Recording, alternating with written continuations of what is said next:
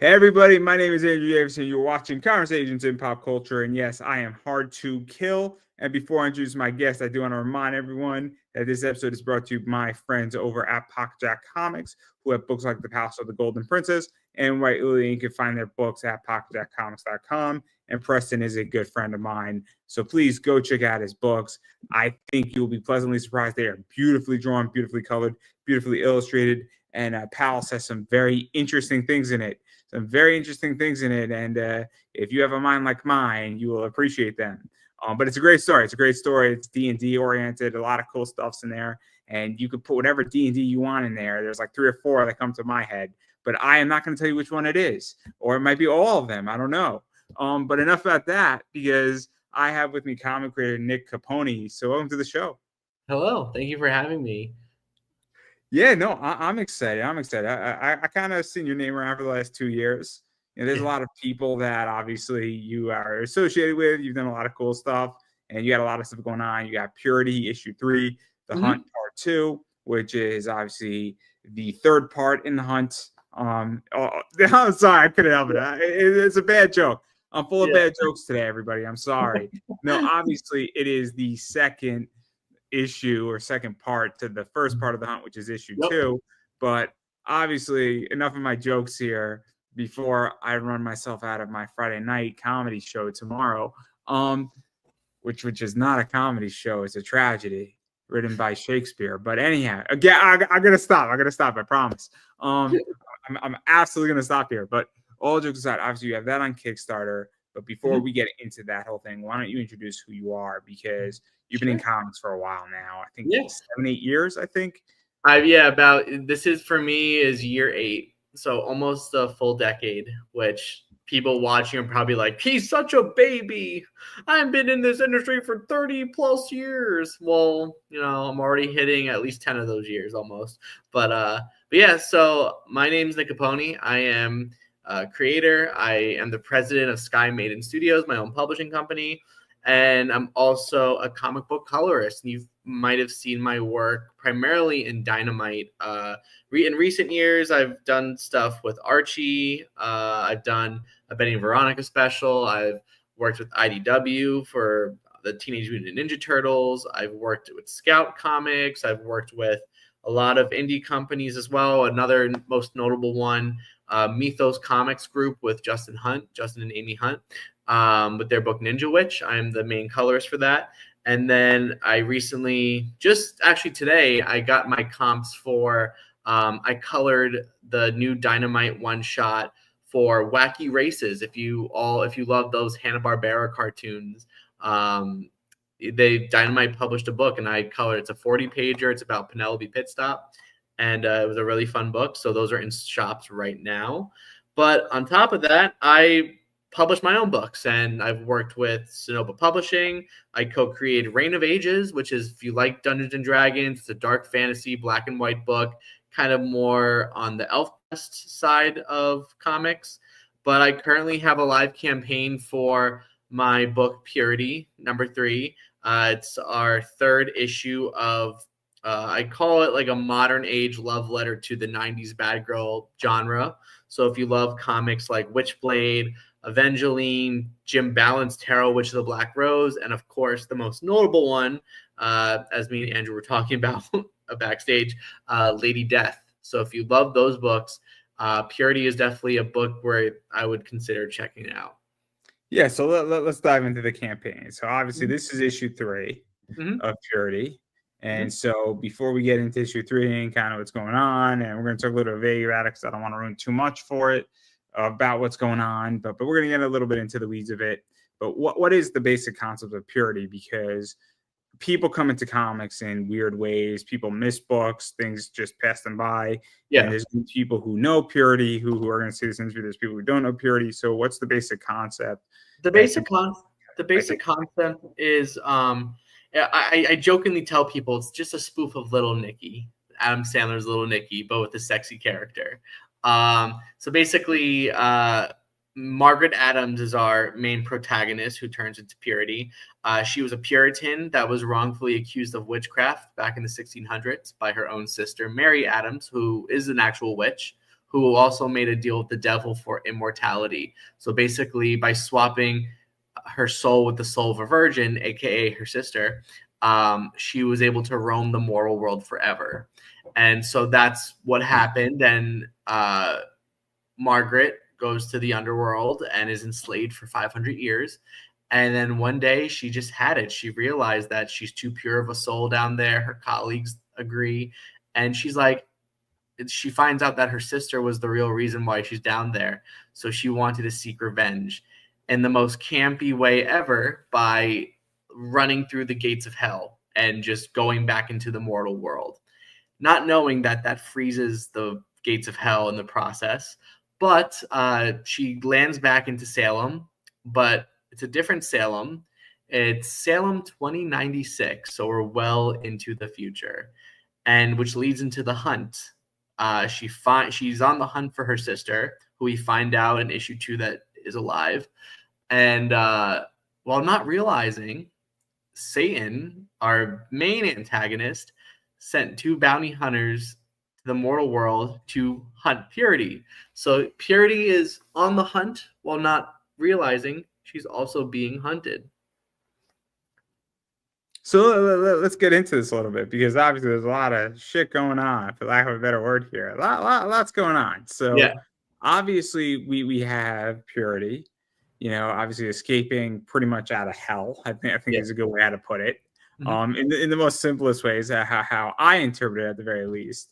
And then that kind of fucks up Satan and what she wants to do, and her powers are not gone, but there's when they're gonna start like weakening the longer Purity remains up there, because by the gates freezing, no new souls can come in to fuel Satan's power. So they're trying to get her as quickly as possible so Satan can continue. This is where this gets interesting, right? Because obviously we have Purity trying to find her sister and to deal with her sister, and I guess I don't know exactly what she wants to do to her sister, but either kill her, bring her back to hell, bring her back to the underworld, make the exchange, get her soul back, all that, whatever it is. And then obviously by freezing the gates of hell, now you got Satan in there. And so now we have a very complicated dynamic going on, because we have one person going after, obviously their sister, trying to figure out that track and that trail that is now being picked up 500 years later.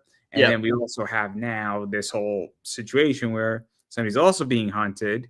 And then we're learning a lot of shit about these people and what they want and what exactly is going on and politics. But it's also the other thing that you didn't mention that's also probably in play is that, well, there's probably Earth and Salem and some other stuff might have their own ideas once they start figuring out what's going on with this, because, well, people are political.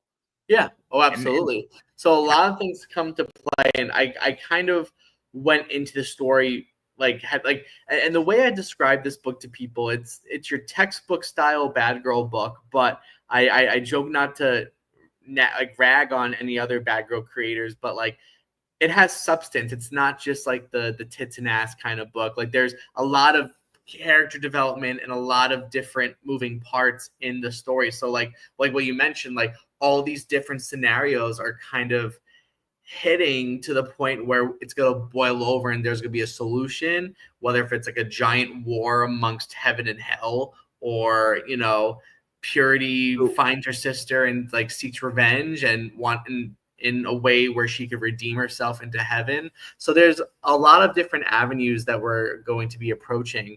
But let's actually talk about this, because there's nothing wrong with having a tits and ass crazy story of just. I just had Tom Hutchinson on, and we were speaking about. Tom's a great guy.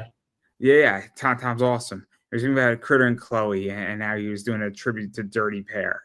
And how the book is just nonsense fun, right? Yeah, it's a lot of fun.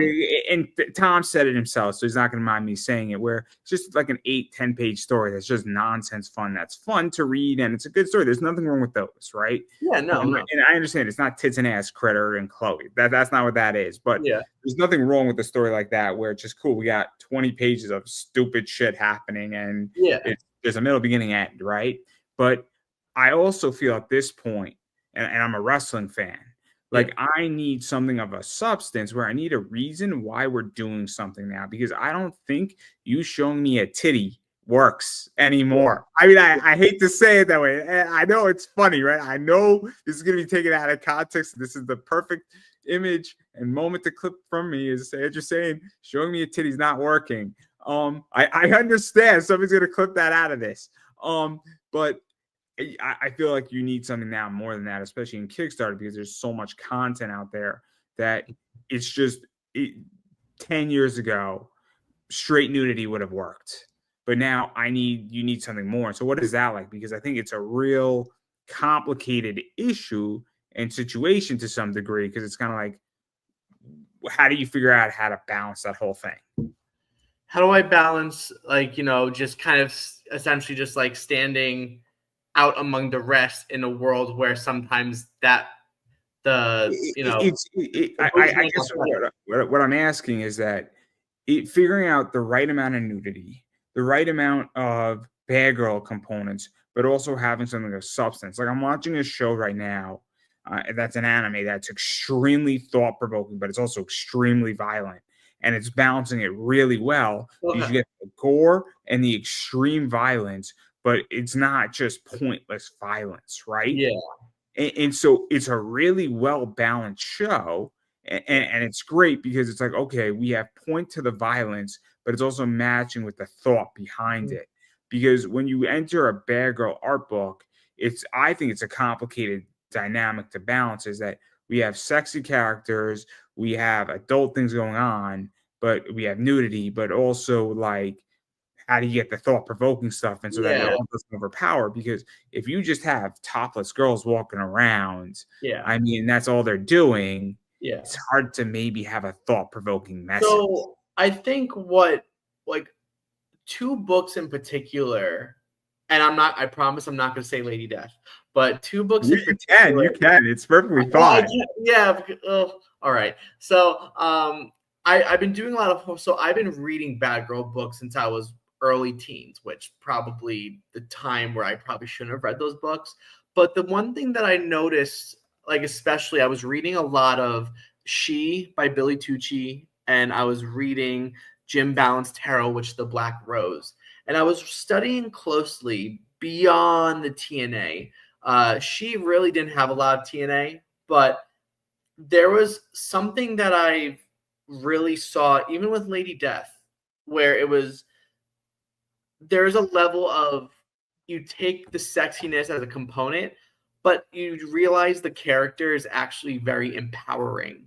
So like I wanted to take that into purity, and I wanted to talk about, and like even when she had a lot of issues in the story, not physically in the story, but like in the world. And like even Lady Death was essentially, she was damned to the underworld, and in a different way. And she realized her father was, Lucifer and she had to live with that, but she wanted to,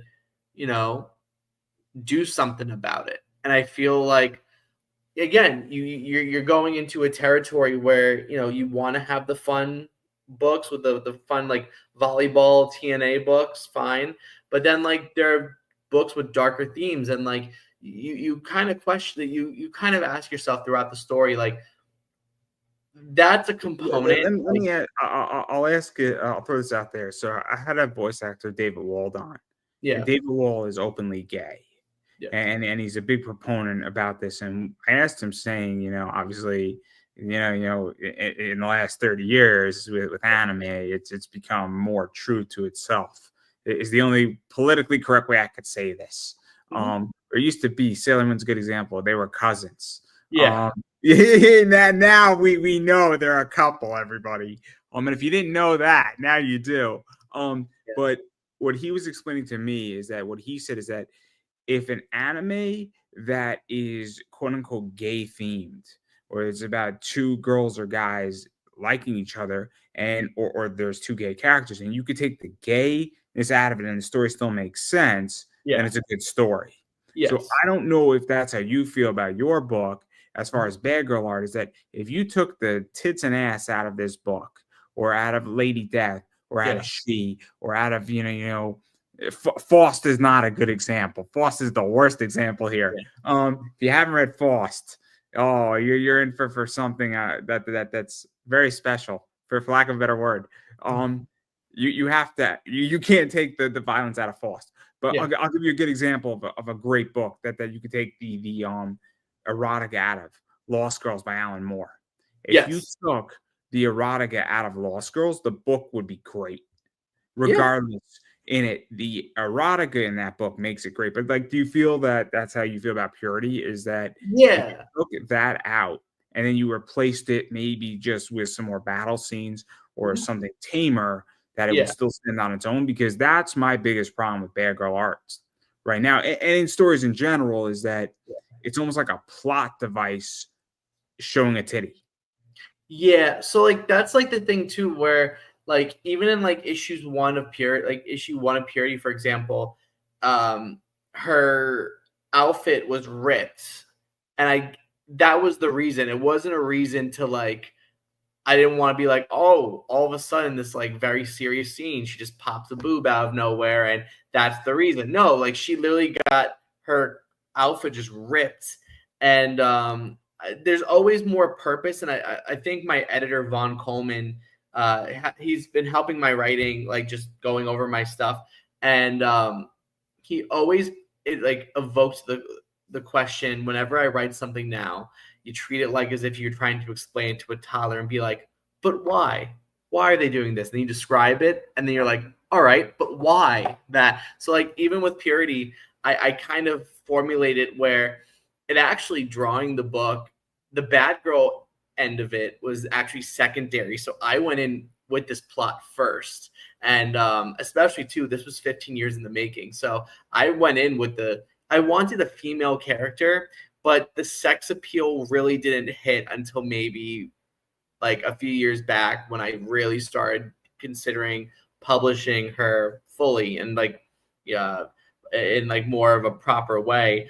But I'd say like her story will still stand alone. And I think too, coming from like I'm a big history nerd when it comes to the Salem witch trials. Like it's a book where if you love, you know, heaven and hell characters, if you love learning about the Salem witch trials and like the aftermath of it, not realize it, like realizing that it was such a wild time for early civilization of America, or of like the new of like the newer age Americans. And like it was yeah, like I definitely built the foundation on just the story first, and then added the bad girl qualities to like kind of spruce it up even a little bit. Like one I don't want to use the word risk, but one move I did do that people were like questioned initially, but then they learned to like it, was I made Satan a redhead female, like a very seductive character.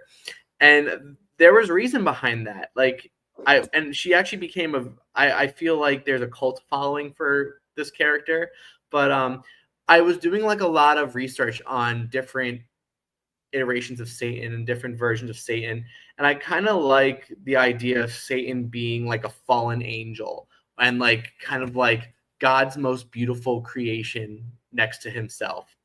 And when Satan, whenever like even like with her design, her her horns aren't horns. It's actually like a disc, so it's like a broken halo. So it's supposed to be kind of like semi like a halo, but also This is just visually, so interesting now. See, this is interesting, right? Because yeah, there also gets a point where we all know the devil, we all know yeah. angels, we all know. The big man in red, the big like yeah, We all know stuff like that, and then there's a bunch of other stuff as well that's been reiterated, and then there's other stuff that's occurred. I mean, obviously, there's been parodies of Satan. Yeah. I mean, South Park does a great job of that. Yeah. I love South Park Bigger, Longer, Uncut. Oh my Yeah. God, brilliant movie. For so many reasons and all the wrong ones. But what is that like? Because that's another thing too that I think is interesting, right? When you start talking about this, because Ed Davis has a book that obviously deals with kind of like a war and fallen angels and stuff like that and collecting souls. I think JD Rosario has a book that deals with hell and some other stuff. And then a bunch of people have had this, right? Yeah. I mean, this is the oldest story that's ever been told. There's always wars between heaven and hell, and earth is the battlefield. Tom Hutchinson, Penny for Your Soul, deals with some of this too. But what is that like? Because again, you need to have something that separates you, right? Yeah. So like putting a position of the devil, right? Where for instance, like I think JD Rosario did something where like the devil is just like a common guy running hell. And it's hilarious because it's funny, right?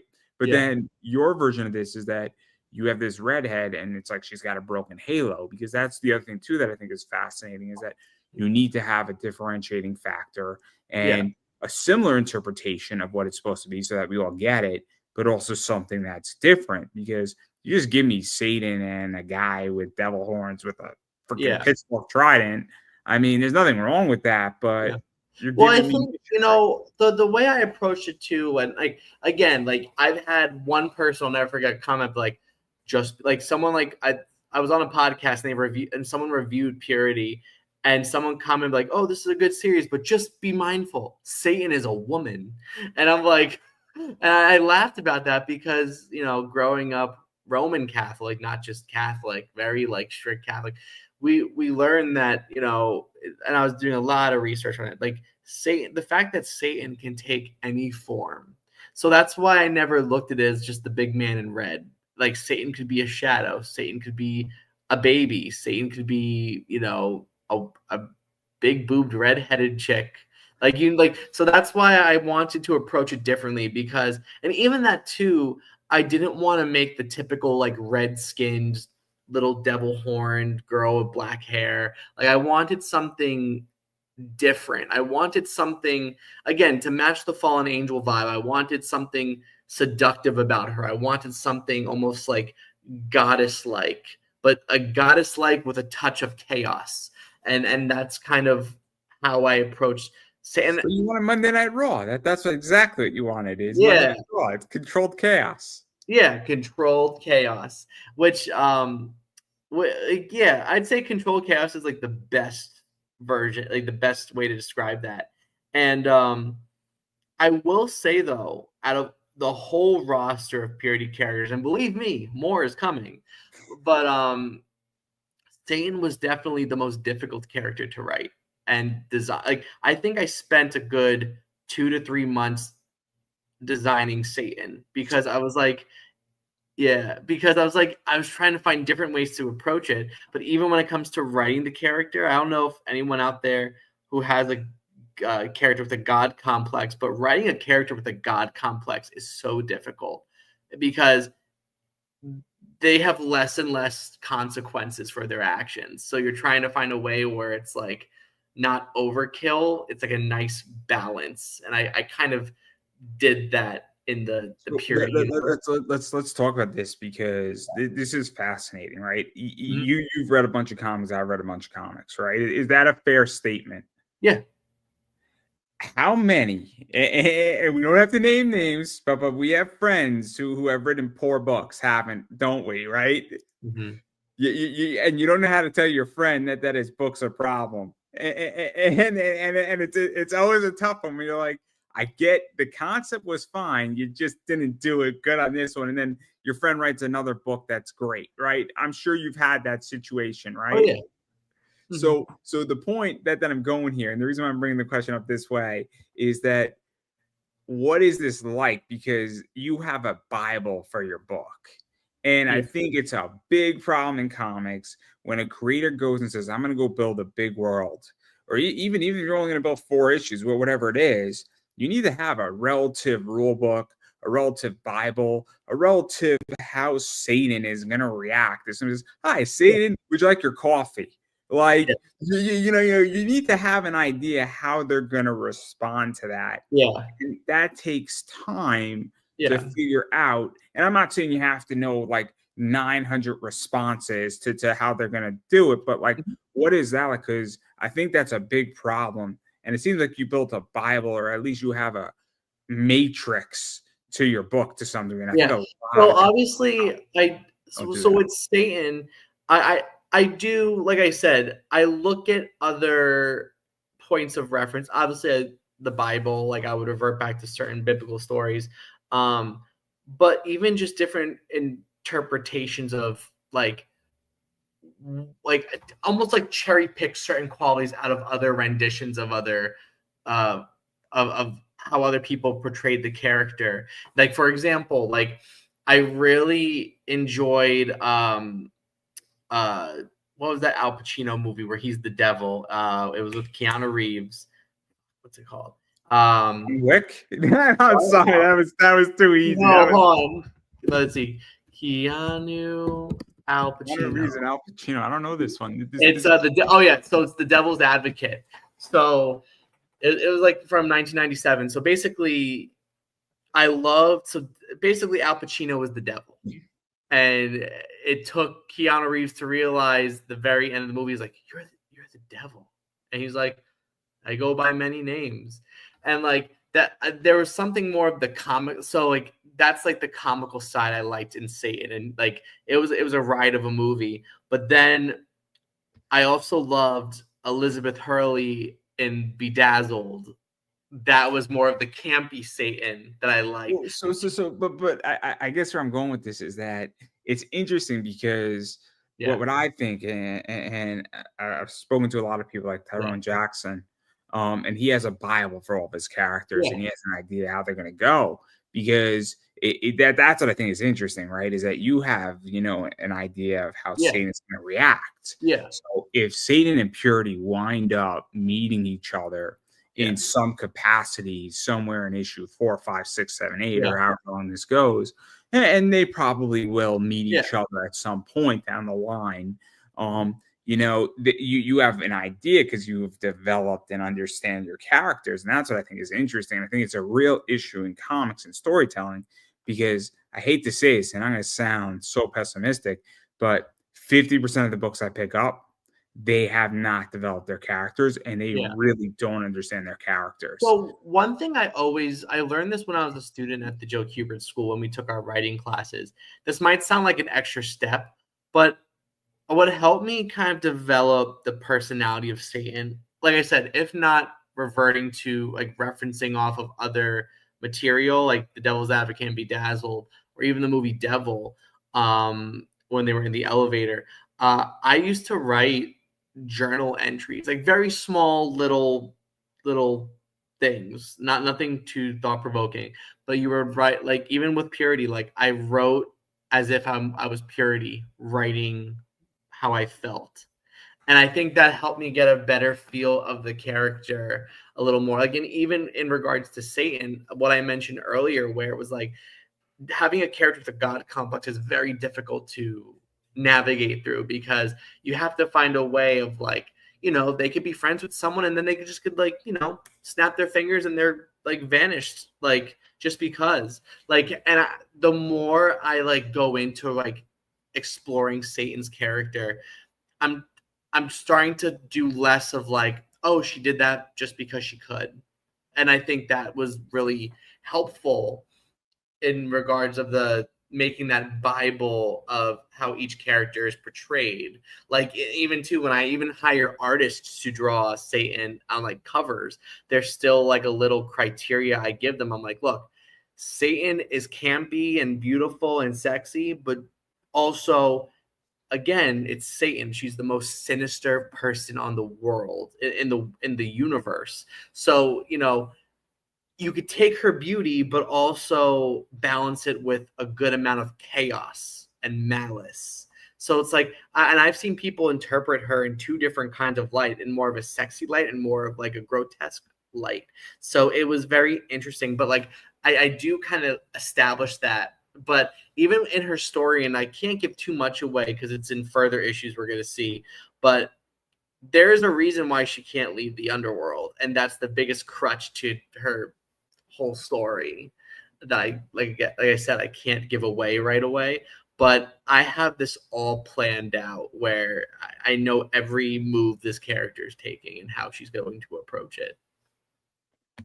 So I'm not going to push too hard on this, but I do want to back out of the story because I think obviously we get the idea where it's going and what's coming into conflict, at least in the immediate, where we have Purity, her sister's in play, and then we have two bounty hunters also in play. Mhm. And who knows what's going to happen, because we could have a crazy situation where you could have a four-way showdown for all you know, or a Pretty three-way much. showdown. You could have a two-way showdown. You could have a 3 against 1. You could have complete betrayals on everybody. You could have one of the bounty hunters kill the other one and have a good time. Yeah. Because if they're getting paid and if one doesn't come back and they get their cut, I mean, I'm just calling it. I'm just saying, I Yeah. may be one of those people. Yeah. Yeah, I mean, we're learning a lot about me here. But I'm not going to push too hard because obviously issue 3 deals with some of that. Probably issue 4 is also going to deal with some of the Yes. consequences, if not more issues are going to deal with it. But again, I'm not pushing too hard. But I do want to talk about the other side of this, because the campaign is in an interesting place. Because I'm going to just say it. It's slow and it's chugging along, but it's not moving the way that it's not an explosive campaign. And so, what is that like for you? Because the book's done, but it's also really complicated when campaigns aren't really going, and you're getting backers, but you're going slow, right? I think, yeah. Well, I think, put it this way.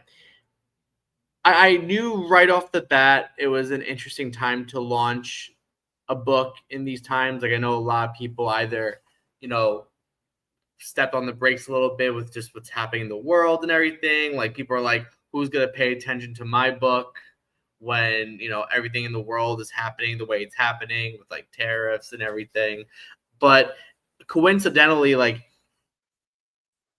if this were issue 1, it definitely would have funded a lot faster, because I think for a lot of people, and I could be right, I could be wrong, a lot of the time issue 1s I notice are the ones that fund the fastest.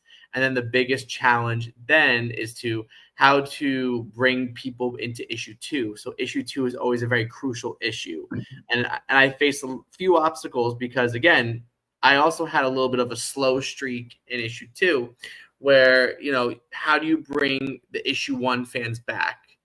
And the same thing happens with issue 3, where it's like you're trying to bring, like, I think more so it's solidified throughout the process of like the recurring backers who are coming, but how do you make it new and exciting? This is interesting, right? In which Yeah. that, because this is where I think this gets interesting from comics, right? Yeah. Because I don't think this is a comic problem. Correct me if I'm wrong. I think it's a marketing problem. I think it's, how do you get my attention? I mean, right now, I'm backing fewer and fewer things because I'm in the process of running a business. I'm also in the worst possible position I could ever be, because I had the WNBA draft, the NFL draft, and I have the NBA draft all within 6 weeks of each other. It sucks right now because this is where my business lives and dies on. So I'm not backing people's campaigns because every dollar that I have extra is going to those 6 weeks. And I'm sorry if you fall into a bad position. I don't know what to tell you. It's just, this is the worst 6 weeks of my year ever. It just is. But I'm also in a unique space. But everybody also has a bad 6 weeks. It doesn't matter if you're running a business or whatever it is. But what is that like? Because I think this is where it becomes a marketing problem.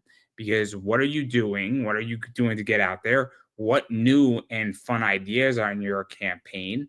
And look, I've seen every gimmick on the planet. I've seen wooden covers, I've seen metal covers, I've seen hollow covers, I've seen squishy balls, I've seen, and I like some of these ideas, and some of these ideas I think are crazy. I've seen people do a bunch of crazy shit. And I'm just like, I don't really get a wooden cover. I don't want a wooden cover. It's not like, it's weird to me. Why would you kill a tree that way? It's like, I think I'm in a position though where it's like sometimes those crazy like options are like overkill because it's exactly what you said. Like, what am I gonna do with a wooden cover? What am I gonna do with the metal cover? Like, especially those like are catered to more like collectors. But like what I did with Purity, I kind of opened the stage up, especially one of the tiers I offer.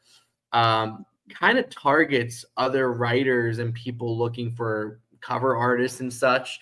I kind of offered a cover commission tier where it's like that's a cool thing. Obviously it's a little niche, but it kind of targets all the like the people reading, like watching, but it targets like other creators like, oh, like, that's a cool idea. So not only will I be getting a cover, I'm getting pretty much all the books and all the rewards. And like that was an interesting tier I dabbled with in issue 2, and we got a couple of backers for that. And then like another thing too, I offer like a few original art tiers, like custom commission tiers.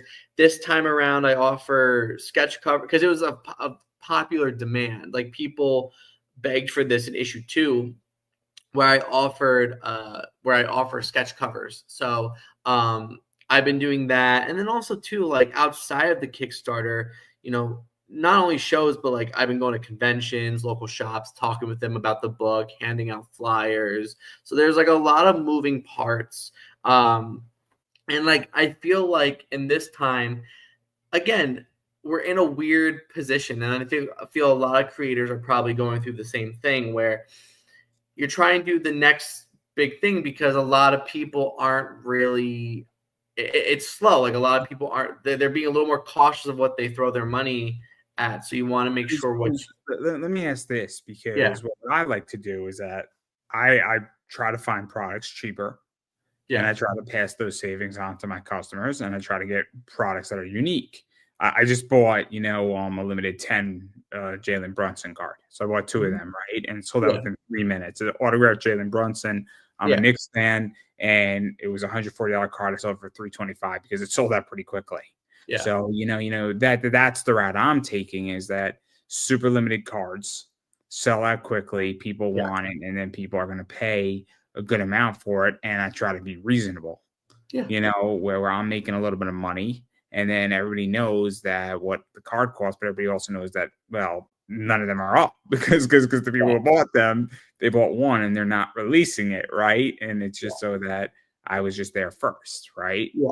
And then I got 2, and I was tempted to buy 3, and I should have. But we're not all perfect. I'm sorry, we're not all perfect here. 2 was enough. 2 was plenty. I did not know how I was going to go, but like I think it's really interesting when you have to start figuring out, because I don't know if you need the next big thing or if you just need just a thing that's outside. Because if you have 20 covers or something and it's a really full book, I mean, now all of a sudden that's what it looks like. So I mean, I find this whole thing fascinating because, again, I think Kickstarter is really goddamn fucking tough right now. Yeah, it's very tough for a lot of people, and like I mentioned, like it's tough for a lot of people because, especially too, I read in certain campaigns and certain creators, what they're saying is like they've cut back just because of like tariffs and cost of things, and shipping's gone up substantially. And I know I ship out so many cards. Let me break something down for everybody on an economic level, because I'll break it down. I sell cards. It used to be that a card cost 65 cents to ship. So a card, you put it in a top loader, penny sleeve it, and then you just buy it off of eBay, 65 cents. Yeah. It cost me 69 cents. Now, I know what everybody's saying here is, 4 cents. No. 4 cents is a lot. Yeah. Because it's not 4 cents one card a week. It's 4 cents times 50 cards a week. Mm-hmm. So 50 times 4, if I'm not mistaken, is $2 extra. But I don't charge money for shipping. Yeah. So now if my margin was 35%, my margin comes down to 33%. And then all of a sudden, that's presuming that I sell the card for like $7.50. Now I'm spending 70 cents on shipping. And guess what also happens? The fucking envelope that I buy at Staples or Target or Amazon has gone up by a Yeah. dollar. And then all of Mhm. a sudden my top loaders go up by a dollar. My margins come down by 7%. And that's what happens. And so Yes. shipping, it's not just me shipping out the item, it's me getting my product too to Yeah. handle it. Now, granted, when I buy a card from Panini or Tops, I'm buying $300 worth of product. They send to me for free with free shipping, but nonetheless, that helps because I'm not paying for shipping from them because they give me free shipping and I'm a good customer. But nonetheless, it's really expensive because it cuts your margins real quick. Yes, absolutely. So it's like that's another thing that I feel a lot of creators in this time um, are kind of like tuning into and looking at, like all the all the littlest things you could think of have gone up substantially. So that also might make things slower, and even too, like I said, international sales. So like the on the receiving end, me, backers are probably like I did get a lot of digital sales for this campaign so far. And I think it's because, like, for example, to ship into Australia is easily like $28. Well, I know Easily. exactly how much it is. Yeah. So it's in a weird we're in a weird spot for crowdfunding, but we're still going, I watch it every day. We get it trickles every few days. So let me ask you Yeah. this, because this is also, I think, interesting, right? Yeah. So I think there's a lot of metrics how you can measure a Kickstarter. Yeah. I think, and feel free to jump in and tell me if I'm wrong. I think the easiest metric to measure is how many backers you have. So if you had 200 backers on one campaign and you have 205, you improved on a backer count. Just, Yes. just on a basic metric. The Mhm. other metric is I think you can figure out how much traffic you're drawing to some degree on Yes. that. So if your traffic number and people are just clicking on it or looking at it, that's a good metric, whether that translates to sales or not. Yeah. That's I think an interesting metric to look at. And then I Yeah. think the other metric that's actually the most important metric, actually I think there's two metrics that are really important, is your average backer, Yeah. or backer pledge, or I don't know what we call it anymore, but if that's going up from campaign to campaign, that's a good thing. And then the other thing that I don't know if you can look at on Kickstarter, because it's been a while since I ran one, is returning backers average pledge. I don't know if they have that statistic yet. They don't On have return, like you could see in your back report of a returning backer, it doesn't say outright, oh, this person's returning from issue 2. But you because could because the reason why I bring this up from a business standpoint is the cost of acquiring a customer is a really important number to know, and the yeah. cost of retaining a customer is also just as important, if not more important. And then also the value and the lifetime value of that backer. Because if I Mhm. can get a backer and it costs me $100 to get that backer, but then I'm running six, things, and that average backer is going to be worth $250, then for Yeah. me to acquire that backer for $100 is not that bad. It's Yeah. not. But again, I don't know if Kickstarter is there yet with that data, because that data is significantly important. But you can figure out your average backer cost or the Mhm. value of the average backer. And if that's going up, Yes. that's an important thing too. So that's the other thing that I think is really interesting, is that, and I don't know what that looks like for you. You don't have to disclose that, but Yeah. I think that's where also it's probably a little too early because it's harder to figure that out in the middle of a campaign, because that Yes. can change. That changes every day, give or take. Yeah, 100%. It could change tomorrow. We could fund tomorrow. We don't know, but like it could always If, change. if if you have a backer that all of a sudden dropped $1,000, that would statistically raise up everybody else's average backer count, or Yes. or the value of a backer. Or if you had, everybody buying only $5 books, and then somebody bought a $500 book, but then you Yeah. had 10,000 people buying a $5 book, it would significantly lower that. But you get where I'm going with this, right? Yes. Mhm. So like that's what I think is really interesting, is that, obviously this is what I think is fascinating. I don't know what that looks like on Kickstarter per se, Mhm. because I don't know if people's average backer counts are going up overall on an average level, or if they're staying the same. because that's a massive indicator if this is actually healthy or not. Because if everything is going up despite the economy, regardless of how many campaigns are active and all that stuff, but this is the data I actually want. I don't want the data of how many active campaigns there are, because I don't give a shit about that. That doesn't mean anything. Yeah. It really doesn't. Mm-hmm. What means something is how many campaigns are funding, and what is the amount of money that is being crowdfunded, and what is the recurring backers, what are the new backers, and what is the average that backer is pledging. Mm-hmm. And I think, like I said earlier, it's harder the further you go down issue after issue, because someone told me a while back, issue 1's always sell because it's the first issue. So you're probably going to get a higher backer count regardless for issue 1 because it's issue 1. It's about maintaining that, backer count throughout. And like a lot of people, I feel like come and go after issue 2, during issue 2, but like ultimately you're going to see your the biggest backer count probably in issue 1. It's interesting because I'll ask you this. Mm-hmm. I've backed out of a bunch of issues after issue 2, and I'll tell you why. I looked at the book, and I'm not going to name names, and I'm like, man, I can't deal with this character. I can't deal with this. We just wasted 40 pages. Like, I just wasted $40. Yeah, you're doing 6 issues. I can't ride with you for $120. Yeah, it was getting. I gave you 2 issues to fix this. Book was fine. Understood the concept, but I got the character as a bitch. I didn't need 40 pages of knowing the character as a bitch. I got it. I got it. I could have lived with it for maybe a whole issue, but 25 pages of the character being a bitch. I mean, I'm sorry. I got it. I got the point within page 3. Oh, I didn't need 25 pages or 40 pages of that. I got it. Okay. Well, I'll tell you, I think that's why, even with Purity, it was very strategic what I did with the story, because it's like I wanted something new and exciting to offer each issue.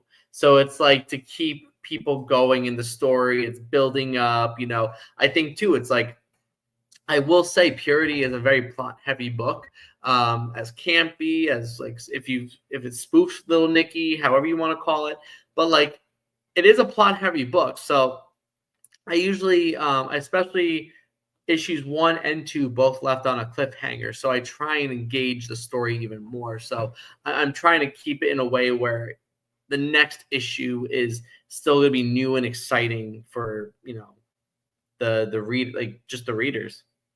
So to even go further into this, because the other side of this, and what I also think is interesting, is that you're doing also, and then this is an advantage for you, is that you're doing most of the heavy lifting on this book because you're the writer. And if you're the creator and writer, obviously you're the owner of the book. So if you're an owner of a book, it's different than if you're hired to do a book. If Dynamite comes to you and you're hired to do a book, that's a different discussion.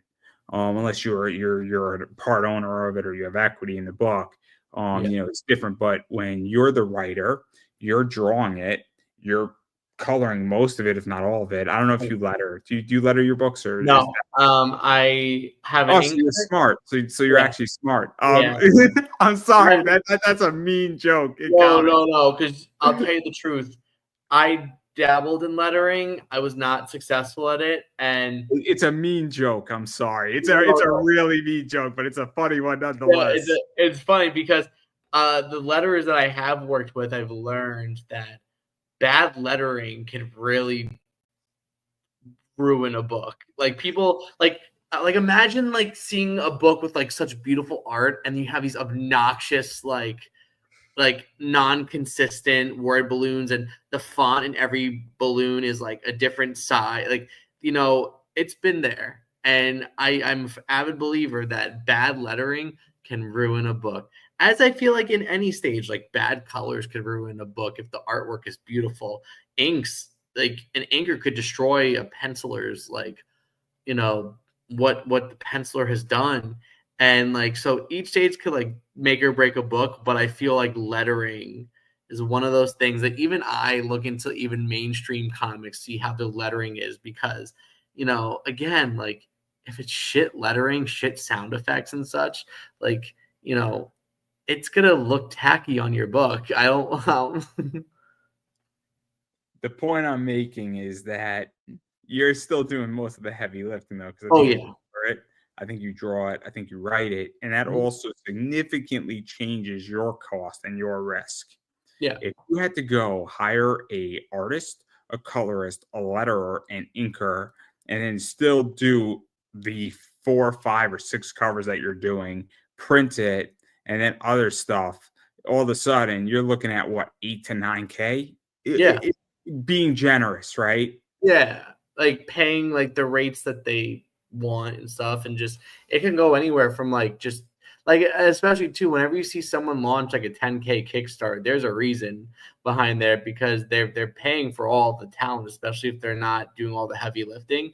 It's expensive to make a comic. People don't realize that. It's like if your team is small, it could be anywhere from like 2 to 5 grand. But if it's like a bigger book with bigger, named team members, it could be There, anywhere there from there are like people. There are people, and you and I both know people where I know people who spent. Let's see.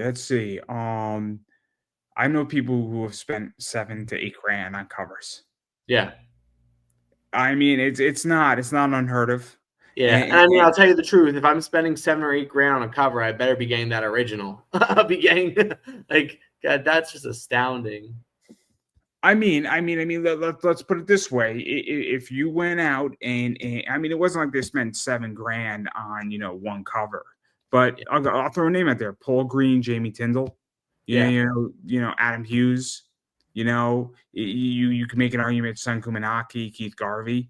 yeah, Those people are expensive, yeah, and absolutely. and and you might not get an original. I mean, I think Yeah, what Jamie Tyndall's like a grand, yeah, 1,200. Mike Raffo is up yeah. there. Like what I also do too, where it's like, it's kind of like a win-win situation for me, but I also respect the people I hire who don't want that. But like even too, like I color most of the covers for my book. It saves costs, but also I it's also kind of bragging rights where it's like, oh, I colored over this person and I could brag it to my friends and my girlfriend. But like I always offer that to like the cover artists I hire. I'm like, I typically color the covers, I tell them, but if you have someone else in mind, I'm totally cool with it. But But like, also, aren't there some cover artists who do it all? yeah, there are some cover artists that we had in issue 2, we had John Stinsman, and he was very adamant on, he's like, I like doing the full process. He's like, pencils, inks, and colors. Like, it's nothing against your colors or anyone else's colors. It's just it's part It's of what it's my it's my work, and I'm doing it, yeah. and that's And, the and I'm discussion. not, and I'm not going to be like, and like, especially for like someone like John You're like, Stinsman. no, that's not how Yeah, this works. You're fired. yeah. I'm not gonna be like, well, tough shit. Here's how it's gonna go. Like, no, like, of course, like, I'm not gonna say no.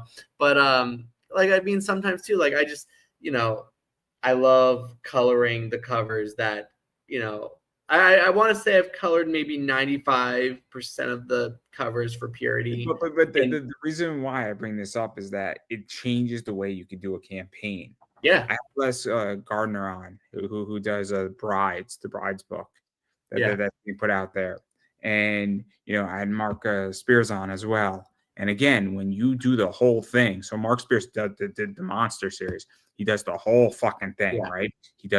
I think he does the lettering. I think he yeah, does the covers. I think he's done everything. Like, all those variants are his. yeah, Like, I don't like it's sick. It's sick. Like, he has all these variants, and they do well for me, and I sell them, and I love them, and they're fantastic. But he does the whole fucking thing, and 7 issues of drawing, 7 issues of inking, yeah, seven issues of I don't know. I think they're black and white books. I don't know if they're color. yeah, But which also changes it. But all of a sudden, if you do $50,000 on a campaign and you did the whole fucking thing, not saying that your time isn't worth money. I don't know what you would pay yourself to do this book, but yeah, it's worth whatever you would pay yourself to do. But you're also an owner of the book, which also changes it. yeah. Like, I don't know how So to explain that, right? It's complicated, right? To explain. I mean, I could tell you what I would charge for an interview. If somebody yeah, said, Andrew, I want you to do this show, I would charge about $400 per Yeah. episode.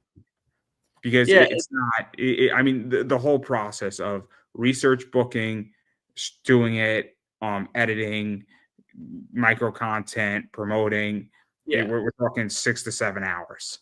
Yeah. Like it varies for each book, but I do agree where it's a tough thing to answer because it varies. It varies, man. So Mhm. again, I wasn't putting you on the spot, but I No. want to make that point crystal clear, is that it's very, and I think this is where comics are going. I think you're going to see more and more people who can do parts of the process, because if you're an artist and you can somewhat write well, Yeah. you're already ahead. If you can do Yeah. Like half and the book. and even that too, like I've known a few creators who've done the whole process, writing, pencils, inks, colors, and letters.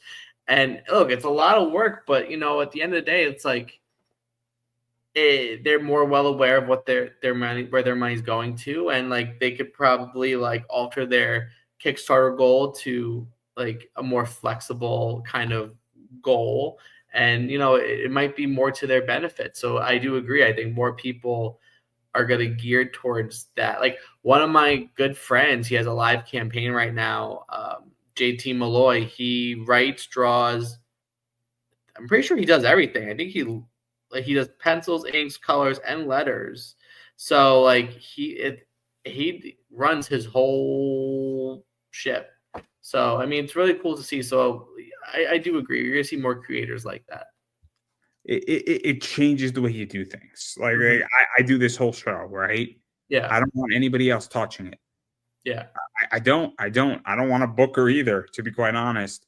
I tried using a booker and it doesn't work. It doesn't work because here's what happens. They booked 10 guests, 5 of them sucked. Mhm. 5 of them sucked, 5 of them were not good, 5 of them were not good fits. They're decent people, but they were not the people who should be on my show. The other Yeah. 5 were great. They were great. Mhm. It wasn't. I mean, there are other problems too. It's the fact that your client's paying you a lot of money. I'm not seeing a penny of it, and that rubbed me the wrong way too for a different reason. It's like I'm doing all the Yeah. work, but then also like 4 or 5 guests didn't show up on top of those 10 that he booked. It was terrible. But it goes back to the idea that the 5 that did show up that were bad didn't look good. And so now I can't have no control over it. Yeah. And because I have complete control over it, I can control quality. And I Mhm. think that's the other thing too, is that the more somebody's involved in something, Yeah. if you're the writer and you're drawing a tree, you know how the tree is supposed to look. Oh yeah, 100%. Like and like even too, like I was like talking about this on another show where I'm also very picky when it comes to cover artists. Like I call myself even like a helicopter client or a helicopter artist because You're a helicopter mom for your book. yeah, no, because it's more so like uh, it makes me so anxious when like some people will hire a cover artist to tell them, you can do whatever you want. I'm like, me, when I get hired to do covers, that's like the worst thing to tell me. I'm like, give me structure, give me direction. I want like, so like when I hire an artist, I kind of give them like a brief description of what I'm looking for on the cover and maybe play around with this layout. I still leave some room for them to obviously do their own So thing, but like it's I'm interesting, very, right? yeah. I'm a big Elias Chazoudis fan, so I Yes. got a commission from him. So I said to him, "Here's a Van Helsing book to Firefighter Sexy Samantha. It's a cover he did where it's Robin Hood as a firefighter. She's Yeah. got like pink straps over her Mhm. breasts. She's got like a pink thong on, holding a fire pants in front of the Flatiron Building. Great book, great cover. Love it. It was New York Comic Con. Great concept, great book. Loved it. So what I told him, I said, just do it in Van Helsing, but I'm not going to tell you how to do it. You Yeah. should know the cover. He knows the cover. He knows it's supposed to be Van Helsing. I say, have at it, right? But I'm not going to tell you what to do in your book, right? Yeah, like it's more so it's I think it comes down to the point where like I have a certain criteria that my I book gave has. him direction. I gave him direction, but Yeah. I'm not going to tell you how to draw the line.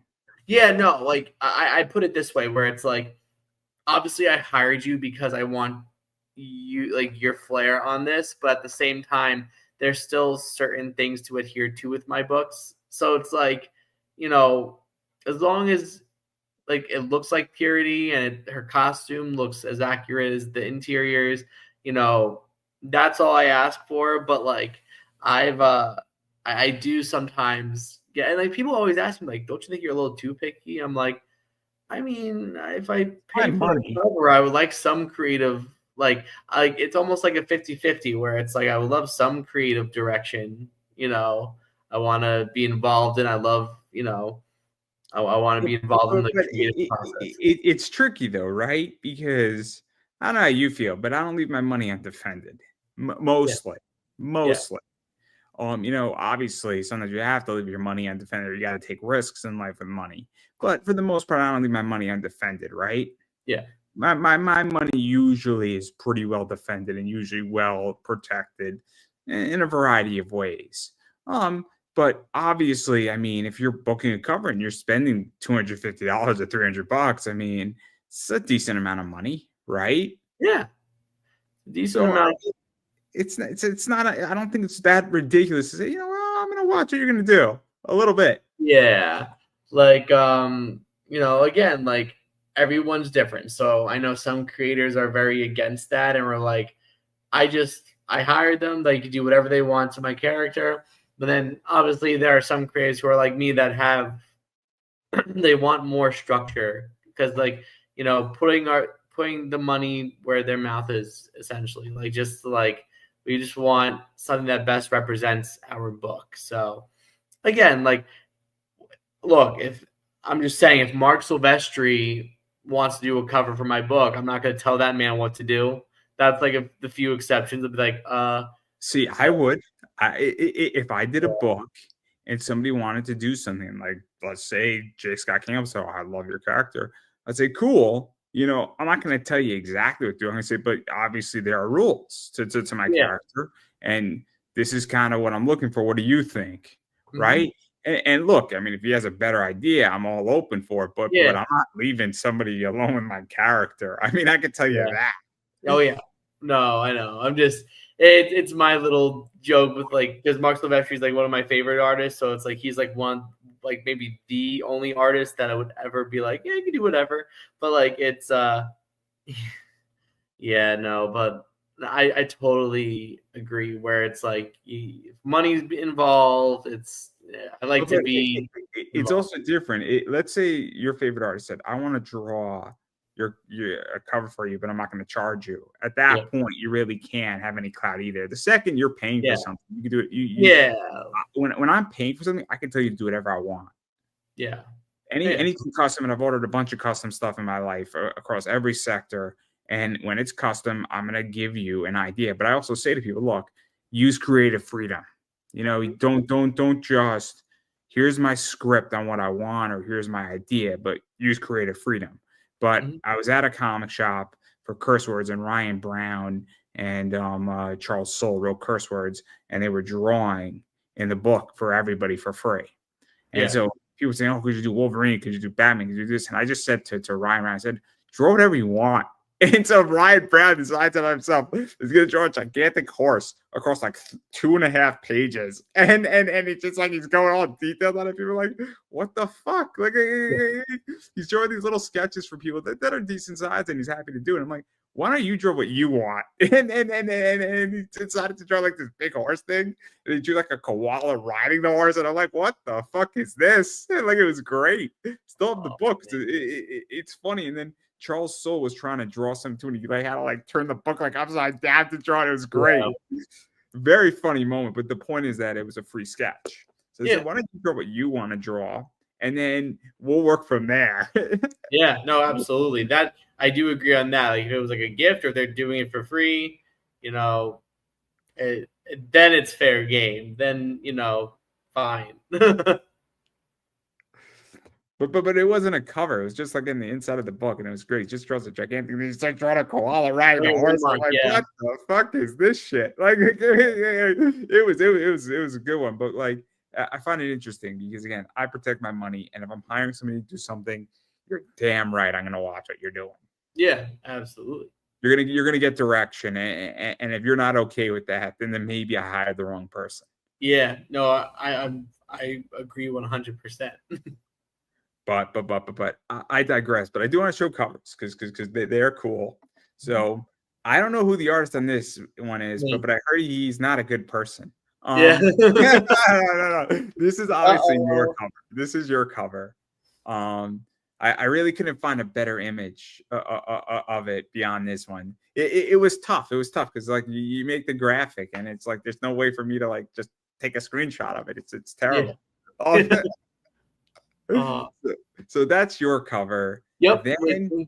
Then we have Courtney. Then we have Courtney Rose, and for any Witchblade fan out there, might know this is like a nice little homage to Witchblade #4.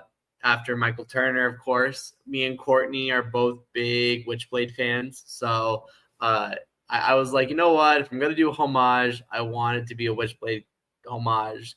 So this is one of my favorite covers in the run. And then we have this one right here.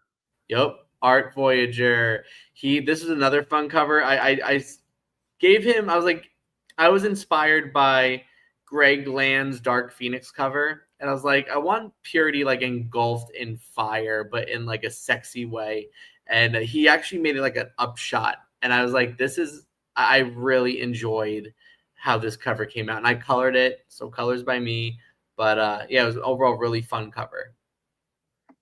We have this one. Yeah, Josh Howard, so big indie artist, does Dead 17. I was introduced to him by a colleague of mine, and I loved his graphic look.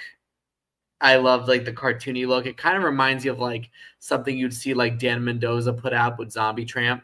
Yeah, I wanted a cover from him, so that features both the bounty hunters. So to the left, the little green guy is Vex, and to the right is Amadeus, and they're both the characters who are on the hunt for Purity. So we have that, and then obviously we got this right here. So that is our Satan cover. So it's not a Purity campaign without a Satan cover. Again, like I've been doing that since issue 1. People seem to really love the character, and there's a little bit of a following. So I wanted to do one for this time around by Todd Ferguson. Very beautiful cover, colors by me. But to show you, Andrew, to show you like that halo thing, just to see how it like that's like that's the design I went with Satan. I just wanted to make it like instead of horns, it's like shaped like devil horns, but it also shaped like a halo as well. And then we got this one right here. Yep, Rod Espinoza. He is Antarctic Press veteran artist for years. He reached out one day and was like, I really love drawing I really love your character. If you need any covers, let me know. And I was like, I'm not going to say no to Rod Espinoza. I was like, all right, like, absolutely. So this was actually the first cover in the Purity #3 cover run that I received. Oh, I'm almost, I think, a little over a year now. It's crazy. Mm-hmm. And then this one is the one that's the like indie bundle, and yep, it's like cross promoting and all that stuff. So what's the story behind that? So JT Malloy is a really good friend of mine. Before him and I became friends, I was already a big fan of the Sapphire Spectre. One of my favorite indie characters. Basically spooky Witchblade, which I really love. It's really fun. So I go to him. I'm like, we want to do something very 90s. And he's like, what do you mean? Because he's like, both of our books are very 90s. What are you talking about? I'm like, all right, so hear me out on this. So I'll do a cover for Sapphire Spectre featuring Purity, and you do a cover for Purity featuring Sapphire Spectre. But for my campaign, every backer will receive a digital PDF of Sapphire Spectre #1 with their order. And anyone who backs my cover for your campaign gets a digital PDF of Purity #1. So it's a cool cross promotion tier, and it introduces the character to some new readers. So it was a really fun cover, and what I like about JT's art is he gives it like a very animated series look. So yeah, I think he did a very awesome job with this cover. And then you got the sketch one right here. Yep. So every person who backs this will get a sketch cover and also the standard cover. So, and then you got a bunch of combos. You got a bunch of stuff where I think you can get all the covers. Yep. I think you can get like a mix and match. You can get some other stuff in there. Yep.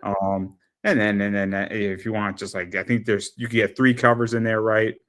Yeah, you can get you can mix and match 2 covers, and you can mix and match 4 covers, and then you can get the whole cover bundle. And then the Heroic Hellion tier, you get all the digital rewards, all the traditional covers, and then also 11 by 17 commissioned by me. And then it goes down to like the other commission tiers that I offer. So obviously there's a lot of stuff in there. Mm-hmm. And then also the other thing that I think is interesting is that your prices are relatively reasonable. It might be the word, where I think it's what, 15 for a print. Yeah. Yep. 15 for copy. It's a physical copy. Sorry. It's been a long day. And the word won't come to me. So it's a physical copy is 15. For most of them, I think the JT one is 20. Yeah, because it offers the digital PDF. And then would the person also get a digital PDF of yours as well? So wait, repeat that question. Because in your physicals, right? Yes. Everybody gets a digital copy of it too. Everyone gets a digital with their physical copy. Yeah, I asked the question because I've been on campaigns where you don't get a digital unless you pay more. No, so you might get a physical, which I thought was crazy. Yeah, no, I always love, having a digital copy at all times, even with my physical copies of the books. Because, look, what happens if one day your basement floods and your comics are ruined? Yeah, you can get a new one, but you have also, if you wanted to read it, you have a spare one. I take it a different approach, is that I like collecting comics. Yeah. So I don't necessarily want to read the comic I just got. It's a beautiful cover. Yeah. I don't want to ruin it. It's bagged and board. Yeah. I throw it into my long box. I like having it there because I like my collection. But I don't want to crack open a book. But I want to read it, right? So I read a lot of digital comics and I still have physical comics, and this sounds weird, but I want to back the physical because I like the physical, but I don't want to read the physical. Yes. No, I agree on that standpoint too, where if you're collecting it, I agree. You don't want to crack it open and crease it and everything. And having the digital tier just kind of allows you to enjoy that book without doing said thing. I ask it because there's been things where I have not gotten a digital. Yeah. And I thought it was crazy. And I'm like, what the fuck? It happens. It's happened once. It's happened once where somebody didn't the digital just was not there. But there's also been campaigns where there was no point for a digital either. But that's a different discussion completely. Yeah, absolutely. That was funny to me. But that's why I asked this. And then obviously, I mean, there's just a lot of other stuff. But I think it's really interesting that having a $15 book, because I get it's indie and it has to be more expensive because you're not printing 8,000 copies of your book or 12,000 copies, or you don't have a good relationship with Diamond, or what else is there? What is it? Penguin Random House now, or is it Lunar? Lunar, that's the one. That's the one, Lunar. Where if you're printing on a basis in your DC Comics or Marvel, and you're printing 500,000 comics every single month across all your titles, along with some trade paperbacks and some other stuff, you know what? It doesn't matter what your print run is, whether it's 1,500 books or whatever. You're offset printing the whole fucking thing. Yeah. Lunar wants your business, and they're going to give you a good price. Yes. Because even if they're making 10 cents every single book they print, they're printing so much fucking content that they don't want to lose the account. Yeah. But that's not you, because you're not printing. But 8,000 copies. I print. Yeah. No. Yeah, no, so that's why I'll make it a little more expensive than the normal. But I'll tell you the Right. truth, the way comics are going, 15 is not bad. 15 is not bad for an indie. yeah, It's really not. yeah. No, I personally like I was when I was starting with Period Number One, I was doing my research to see what other people were offering, and I saw one where someone was offering for like a 32-page book, like $35. I'm like, that's like even more expensive than It's a trade paperback. I was like, are you kidding me? I'm like, absolutely not. I, as a consumer, would not pay 30 something bucks for now it. granted, if it was like a limited 20, Yeah. now we're getting into something that's a different entity. Like this is why with that book, I'm not gonna name the book, but after 2 issues at 20 a piece, I Yeah. mean the variants were fine and all, but like or cover B and cover C was fine, but I'm like, dude, I can't ride this with you for $40. No, Again, I got 64 pages, but like I can't do this for another fucking 4 issues yeah, at no, 20 a piece. I no. mean, I think 20 is a lot. I mean, 15 is really where I'll be honest. I think these things should sit at 12. Not Yeah. your book, but I think most books should be 12 to 15 on the indies. Mm-hmm. And then I think you, the consumer, you the producer, has to figure out how to produce in volume to get your costs down. Yeah. Because I'm getting sick and tired of paying 20, $25 for like a cover B. That Yeah. sure it's a variant to some degree, but it's like your cover A and your Yeah. cover Bs. I mean, I mean, I'm paying $4 for a fucking card, right? Like, Yeah.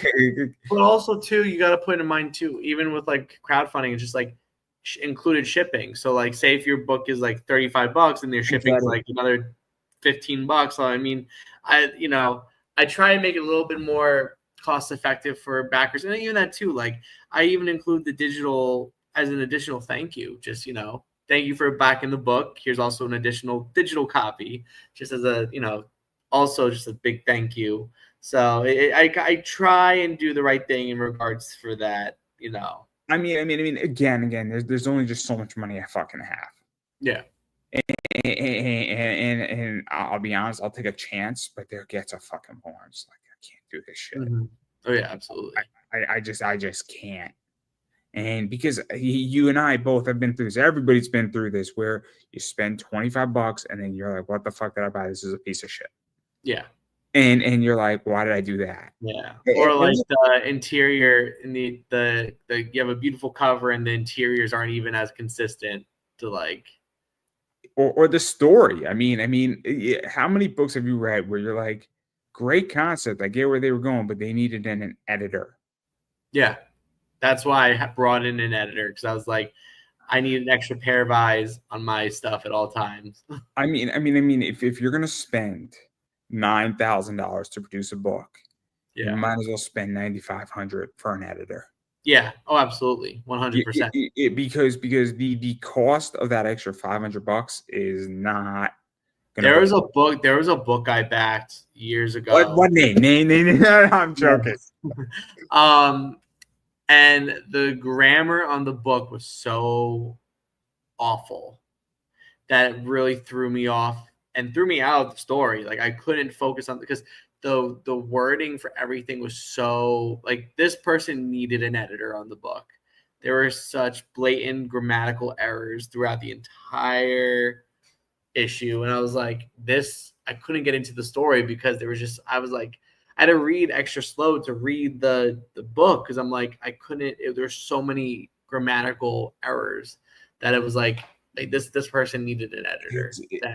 So there's what, three types of editors, right? Yeah, There's a story editor. yeah, So sometimes the problem is that, hey, you just need some help yeah, building this out on plot. yeah, Okay, that's fine, right? That's one type of editor. That's probably the most important type of editor, to be honest. yeah, At least I think it is, because if your story doesn't logically make sense, unless it's not supposed to, right? yeah, With Tom about this. My favorite book is Axe Cop. Axe yeah, Cop is complete randomness and complete, like, a cop is walking down an alley and then a werewolf comes out of nowhere and then a ninja comes out of nowhere too, and then a refrigerator falls on the werewolf. That's the definition of axe cop. It's then this happens, then this happens, and this happens, and then they're in their lair, and then they find a map to where all the bad guys are, right? Yeah. And it's like they jump through like a vent to get to the bad guys. It's ridiculous. It's like I'm getting drunk with my friends on Free Comic Book Day in college, and we're reading Axe Cop, and we're all passing it around and laughing our asses off, half intoxicated. Brilliant book, but you don't take it seriously, right? But that you don't care what the grammar is on that book. You don't care. You don't need an editor for that book. The point of Axe Cop is it's the perfect book to get drunk with. Yeah, absolutely. It's great. But like if you're trying to read like Alan Moore or trying to read like something that's like more thought provoking, that editor V for Vendetta had an editor. Yeah. And it was great, but Alan Moore is also a great writer. Yes. And Dave Gibson is also a great artist who understands how to work with Alan Moore. Yeah. What no, I'm sorry, it was David Lloyd. Dave Gibson was Watchmen. Yeah. Right? David Lloyd did V for Vendetta, I think. I'm pretty sure of that. No, it was Alan Moore. No, the artist. Oh, yeah, Tony Ware and David Lloyd. Yeah. So Dave Gibson was the artist on Watchmen, I think. Mm-hmm. If my memory serves me correct. Yes. I mix those two books up because they're very different books, but I mix up artists sometimes. Yeah. But nobody's gonna hold it against me, hopefully. but I think it's interesting. But again, I don't know. I don't even know what my point was. This is not good. This happens. Okay. But no. I think it's fascinating. But again. That's so. But the other thing is the other editor. That's what we're talking about. Is a grammatical editor. Yes. And that's also important to some degree. Yeah. Oh, and then I'll tell you the truth. There's the third editor. I don't know if we're thinking the same editor, not the person, but just like the kind of editor. Just get it to them on the deadline and make it look pretty. They don't really like dive into the art or anything. They're just like, I trust you. Just get it to me on time. And that's, the other kind of editor that I've worked with. Which again, there's that. There's also managers. Yes. Like saying, cool, you said that your book was going to be done in 9 months. Why? Where are we here?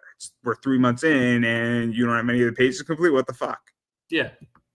Or whatever. So it is what it is. But obviously, I do want to and then I want to back out of all this because we're getting into trouble here to some degree. But I am curious where you think pop culture is going and where comics are going and all that stuff is going. So I think, again, we're kind of facing like a second indie renaissance. So we haven't had this big boom in indie comics since the 90s. So I think you're going to see more people stay in like the indie light. I feel like, look, Marvel and DC aren't going anywhere. But I feel like there's going to be more of a demand for indie books and characters within the next 5, like from now to like the next 5 or so years. And I think it's still going to be pretty prominent. It's going to be like, remember in like the 90s, like you'll get the most obscure indie characters all of a sudden have action figures and video games.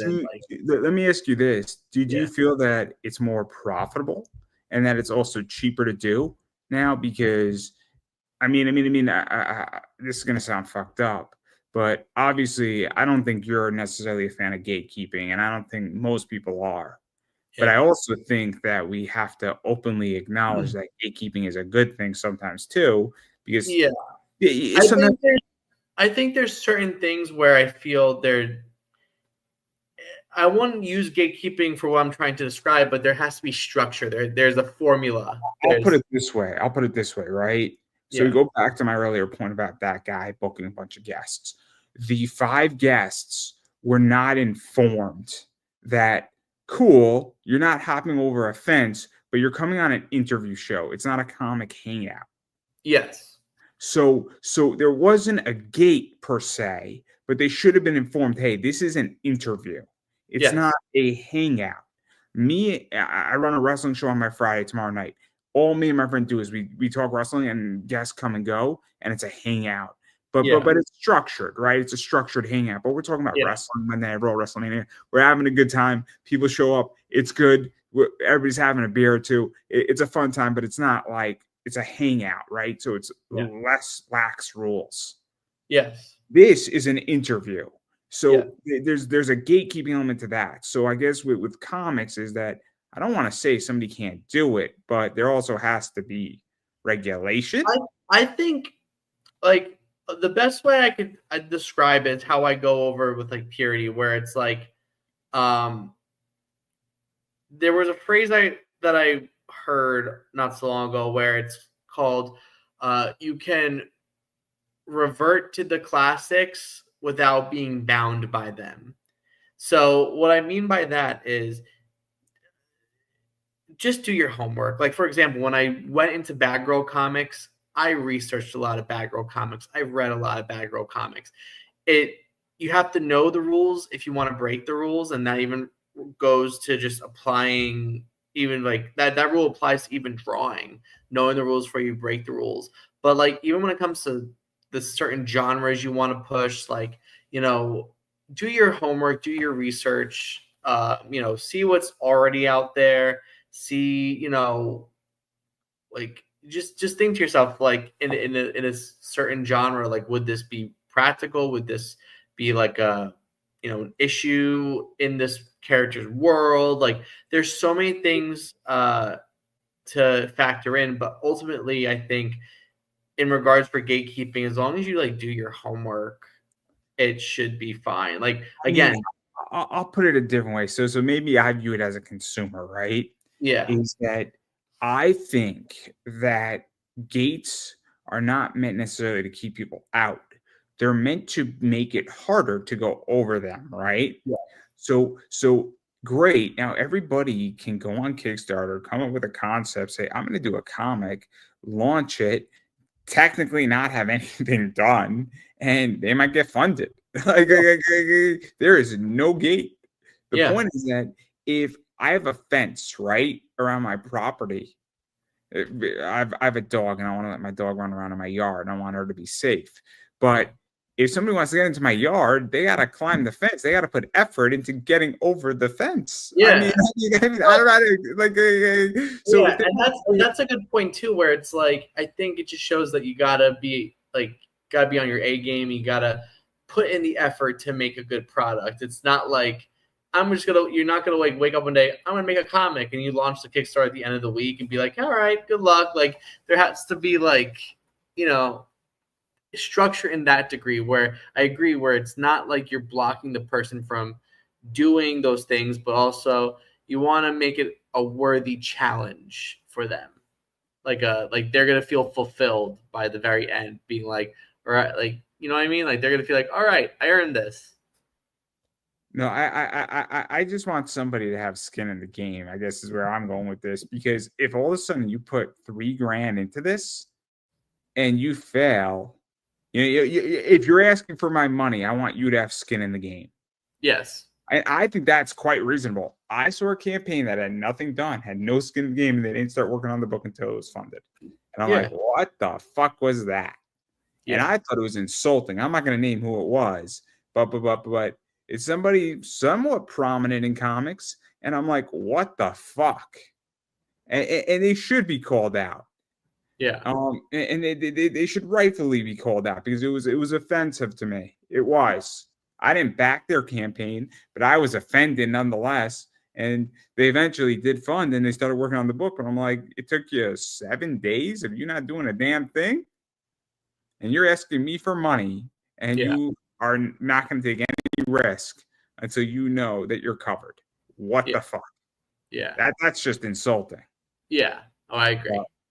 But that's how I feel. But and then obviously, I mean that's kind of pop culture and all that stuff, or comics. But where do you see pop culture going? Because that's the other thing that I think is interesting, and I'm always curious how people feel about pop culture, which is everything but comics in this question. Everything but comics. I don't know. I feel like we're in like a newer age of nerd, if that makes sense. Like I feel like, you know, even I'll kind of call out like current anime fans. I don't want to say gatekeep what I'm about to do, but I'm like an elder weeb like us, like elder weebs like us walked so you guys could run, because I remember like I was getting bullied for watching Naruto. But now like people are like, "Oh, it's so cool to be into anime," and like celebrities are vocal about anime, and like everyone, it's like the cool thing. I'm like, look, all jokes aside, I'm happy it's gotten to that point. But like, I think you're gonna get the next era of that with like, you know, I think anime is gonna be an even more prominent uh, medium in storytelling and art if it's not already.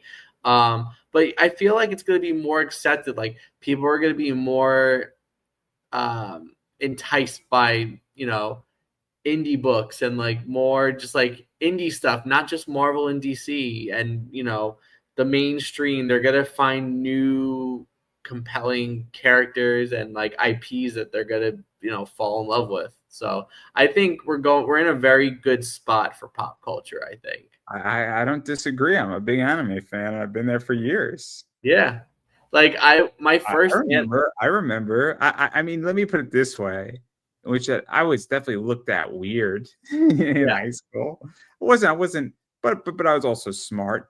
I yeah. also, you know, it is they got to a point where I'm just wearing an anime t-shirt. I'm like, I'm not going to conform to this Aeropostale and this Abercrombie and Fitch stuff. I'm just not going to conform to it. Yeah. Like, it, I like one anime that I even suggest to people like as their starter anime, because it's just overall like a great starter anime, is Inuyasha. It's one of my all-time favorites. And even that too, the the fan base is still alive and well, and even newer fans are going in, and I'm like thinking some of my students are like just turning 18, 19, and they're like, yeah, like I love Inuyasha. I'm like, how old are you? I'm like, what? Like Inuyasha, like I remember watching that when I was like 5 years old, man. Like I recommend Full Metal Alchemist Brotherhood I love Full Metal Alchemist Brotherhood. as a starter. Um, I also think look, Naruto's a good starter. Dragon Ball Z to me is too confusing because there's like I just don't like the fact, and people might hate what I'm about to say. I get it's the anime, but like I hate the fact it takes like Goku 5 episodes and a filler episode to charge up his Kamehameha.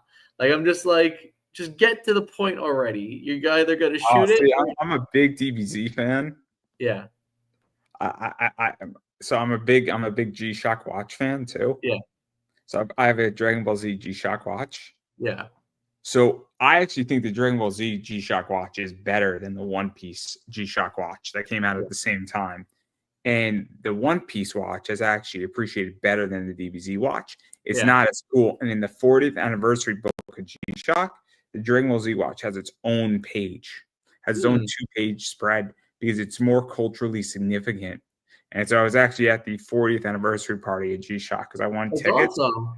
and J Balvin was performing. Oh wow. So I got to see J Balvin perform while like in like a VIP section because I won tickets to that, and The it's Dragon Ball Z. not because of the Dragon Ball Z watch, but No, but because like the whole party theme was Dragon Ball Z. it wasn't even that. No. It was just G Shock. It was their 40th anniversary Oh, party in the okay. Hammerstein Ballroom in New York City.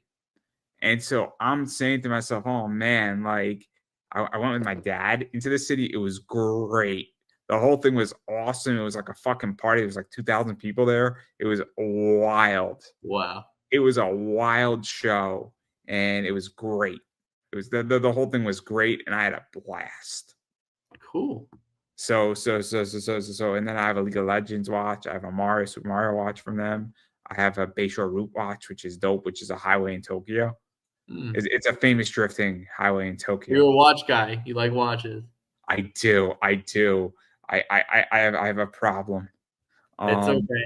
My dad for years tried to get me into watches. He finally got me like a watch that I'm like, all right, I'm in my watch era now. Like, all right, I appreciate watches.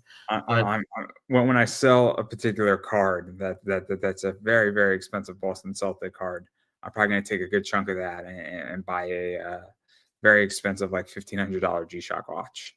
nice. They're dope. What it is that every single watch is different that they make of this one. Yeah. Because it's cut, and every piece that they cut from is a different piece. It's like granite, essentially. I could talk about watches all day. Yeah. I just like cool watches, and G-Shock does all these collabs that are just dope. So like they did League of Legends, they've done Dragon Ball Z, they've done One Piece, they've done Gundam, they've done Neon Genesis Evangelion. Like they have like a huge anime like vibe and connection because G-Shock is a really cool company for that. Mhm. And that's why I like it. And I'm just waiting for them to do like the next bunch of stuff. Cool. Yeah. But that's why I like it because like I can't wear it. Like I'm not a sneaker guy. Like sneakers just don't do it for me, man. Like I destroy my sneakers. I'm not in any way, shape, or form like a collector of sneakers. My feet drag, and I have big feet. Like I have like a double E size, like foot, like my feet are wide, and like all like cool Jordans don't come in. Yeah. That size. Or like LeBrons don't come in that size. I'm just like, okay. So that's just not gonna happen. But watches, oh my god, I love watches, dude. Like they're awesome. They're awesome. But I digress. I could go on about watches. I could go on about other things too, like girls in bikinis. I could go on about that as well. All day. It's terrible. But I agree about the anime thing. It's here to stay. Yeah, it's here to stay. I'm very happy though. It's here to stay. I'm happy we're like I said, we're in a new era of nerd. It's like the next layer of it. So, yeah. It's funny because I was never shoved into a locker, but like people are like, "Yo, why are you into this shit? Like, this is so weird." I've always gotten the, "Oh, are you watching Japanese porn?" When it's like just Naruto. I'm watching Naruto. So it's interesting. So I don't know your politics. Yeah. But I've actually made an argument that anime has actually become more conservative. If you look at One Piece is very anarcho-capitalism and very libertarian. One Piece is not a liberal show. It by definition is not a liberal show. No. It is anti-government. That's what's crazy. One Piece looks like it's very liberal. One Piece is not a liberal show. That's a good observation. Yeah, no, now that I'm seeing it, I'm like, okay, I can see that. So it doesn't mean now anti-government, anarcho-capitalism has nothing to do with social issues. One Piece on a social level is very, very liberal, right? You have a bunch of crazy shit in there that is out, very freedom-oriented, and you do you, right? That on a social level, that's One Piece, right? But on a it's very libertarian and very anarcho-capitalism and very anti-government. You have the main character, who's the hero, basically saying, I'm going to oppose the government and I want countries to be liberated, and Luffy doesn't take territory when he can. And he only takes territory. He's only taken territory twice in One Piece. Sorry to ruin it, everybody. It's not a big thing to ruin. Twice, and the only reason why is that those territories needed to be protected by his flag. That's how crazy One Piece is. It's extremely libertarian. It's not a liberal show. And Naruto, on the other hand, is very governmental. And then Pokemon, they give a 12-year-old an electric Pikachu. And they say, go have fun. And his mom was just like, all right, go on your journey. Bye. Like, completely disregarding that he's like 12 years old. I'm like, go stop a crime syndicate, will you? In the Pokemon games, you're like 12. You're given a Pokemon to train, no money. Yeah. Okay. And they're like, she cooked him like a sandwich or something, or like some food for like the day. You don't even have to worry about eating in the game. It's great. So you don't get anything in the game. You don't have to eat. And what's great about the games is they're like, here, pick your name, and here's a Charmander. Oh, by the way, Team Rocket is trying to kill you and beat you up, and they're like 21 and older, and you're 12, and go catch her some Pokemon, and I'm Officer Jenny, but I don't want to do my job. That's exactly the game. And then it gets better. It gets better because then you have to deal with the Johto entity. So then they send you in Gold, Silver, and Crystal. They send you to go deal with the problem in Johto. And then finally, you're a CIA agent, and you're like 13 in Ruby, Sapphire, and Emerald. And because now you're dealing with environmental terrorism. It's great. It's so great. This whole concept is amazing. They're basically telling, the demographic is like 12, 13, and 14-year-olds playing Pokemon, and you're that age in the game, and you're fighting environmental terrorism in Pokemon. Yeah. And it's awesome. It's awesome. I don't know. After that, after those games, I just stopped. I couldn't do it anymore. I just couldn't do it. But it's great, and I love Pokemon. Don't get me wrong. But you in Ruby, Sapphire, and Emerald, you are fighting environmental terrorism. That's exactly what you're doing. It's great. It's awesome. So anybody who ever says Pokemon is not about that, that's exactly what Pokemon's about. Yeah. But that's why anime is great. That's why all these games are great, because that's why we're probably all fucked up. That's exactly why our generation is all a little fucked up. Yeah. It's absolutely wonderful. But I digress on that. Obviously, there's a lot of other stuff that you got going on, and I didn't want to give you a chance to promote yourself. Yeah. So if people find you, bother you, back your campaign, check out what you're doing, your other work, because you got a lot of stuff going on. Yeah. So you can find me on Instagram and Twitter at Caponi Art. I also have a Sky Maiden Studios Instagram. I collaborate a lot with my Caponi Art page, so you could definitely see the Sky Maiden Studios. I'm also up on Facebook and currently live on Kickstarter. So we have 9 days left to back period number 3. There's a lot in store. Like issue 4 is like a huge brawl, and it's a lot of fun. I'm already penciling the pages. And then ultimately next year, our schedule, we're introducing a new title, and then also we're going to be launching the trade paperback for Purity. So your very own Purity trade paperback is on its way. So definitely stick around. It's a lot of fun. This book, again, if you love, this is my love letter to the 90s. So if you love all things 90s, if you love like bad girl comic genre, then Purity is for you. And then I keep saying it, and I'm going to keep saying it again, is that obviously when people have books out there, whether they're funding it themselves or on Kickstarter, it's in their web store, it's, somewhere else, you should be reading it, backing it, checking it out. Preferably when they are on Kickstarter or other crowdfunding platforms, you should absolutely back it there. And then if you miss it and it's in their web store, you could pick it up there. Or if they're at a convention, obviously you could pick it up there as well.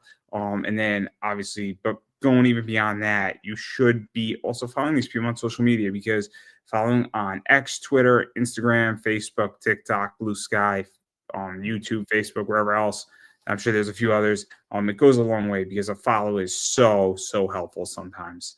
And it could mean just as much as backing somebody's project. And then since it's my show, I like to promote myself on my show all the time. And luckily, I have it down below, even though I haven't updated. So I am Pop Anime Comics on Twitter/X. It's Twitter/X to me, everybody. So that's Pop Anime Comics. And you could see me whining and bitching when I lose on basketball, or when I win and I troll people. Because I'm quite good at it. I have a good time. I have a good time. You should have seen me last night. I think it was last night. Or maybe it was Tuesday when Tyrese Halliburton took Cleveland's heart. It was masterful. I had no money on that game, and I turned it on and I watched it. I'm like, what the fuck just happened? For a good 20 minutes, I was shocked. Luckily, somebody in my house was dismayed, so we were shocked and dismayed. But I couldn't be both. And if you know where that joke's from, then you get extra brownie points. That's a 90s joke. Do you know where it's from? I That's no. a Boy Meets World joke. Oh, I barely watched Boy Meets World. I was more of a Full House kid. Corey says, Sean says, I'm shocked and dismayed. And Corey goes to Sean and says, you can't be both. I'll be shocked. You'll be dismayed. It's they storm off. It's great. Because it's true. You can't be both. I mean, but all jokes aside, obviously that is where I'm at on all those platforms is Pop Anime Comics. And then I do run an eBay store. So look for comics and collectibles. Come shop with us on eBay at Pop Anime Comics Collectibles. And I carry a lot of really cool stuff like this in my store. So I carry some cool stuff like that as cards. I carry some comics that look like this, some anime stuff, pretty cool right there. Some Mount Olympus right there. I also carry some baseball cards that look like this. And this is a better image of that where they put a base in the card from the game that's authenticated. And the best part is that the bases are dirty because they have people's cleats in them and like the dirt from the cleats. And then I carry a lot of WNBA stuff as well.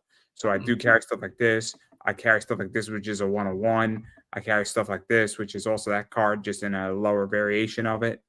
And then there's just some other stuff where I do carry some stuff like this every once in a while, which is original sketch cards.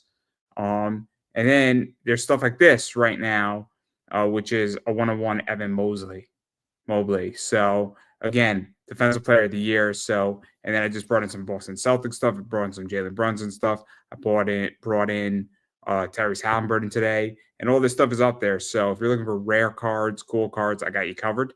And if you are looking for something that is not in my store, feel free to ask me because it's one of three things. It's either I have it, I just haven't listed it.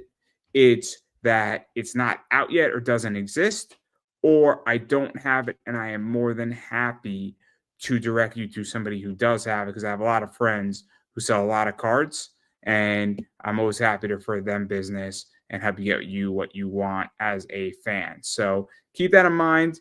That's everything that I got going on. Again, if you just type in Pop Anime Comics, you'll find me. I'm not that hard to find out there. And if you shoot me a message on Twitter X, Facebook, Instagram, under Pop Anime Comics, and you're looking for my eBay store, I'll just direct you right to that place, and I got you covered. So that's everything that I got going on. So on that note, I'm going to give you the final word.